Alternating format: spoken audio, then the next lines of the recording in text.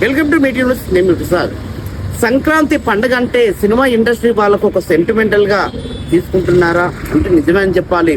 ప్రతి సంక్రాంతి పండగకి దాదాపుగా 5 నుంచి 6 సినిమాలు వస్తాయి. అవి కూడా ఒక ఫ్యామిలీ పరంగా కావచ్చు, ఒక సెంటిమెంటల్ కావచ్చు, ఒక ఎమోషన్ కావచ్చు. ఏ విధమైన సినిమాలు సంక్రాంతికి రిలీజ్ చేయాలనే ఆలోచనతోనే వాళ్ళు సంక్రాంతికి ప్లాన్ చేసుకొని సినిమాలు రిలీజ్ చేస్తూ ఉన్నారు. ఆ సంక్రాంతికి రిలీజ్ చేసిన మూవీలు కూడా చాలా సక్సెస్ఫుల్ గా వాళ్ళకు ఒక మంచి పేరును తెచ్చిపెడుతున్నది. ఇలాంటి మూవీ అయినా ఎంత పెద్ద హీరోలైనా ఎంత చిన్న హీరోలైనా కూడా సంక్రాంతి పండుగ దృష్టిలో పెట్టుకొని సంక్రాంతి పండుగ సినిమాలు రిలీజ్ చేస్తున్నారు. అదే సెంటిమెంటల్ గా దాదాపు ఒక 10 ఏళ్ల నుంచి కూడా ఇలాగే తీసుకుంటూ ఉన్నారు. ఈ విషయాలన్నీ మెగాస్టార్ చిరంజీవి గారు చెప్పుకొచ్చారు.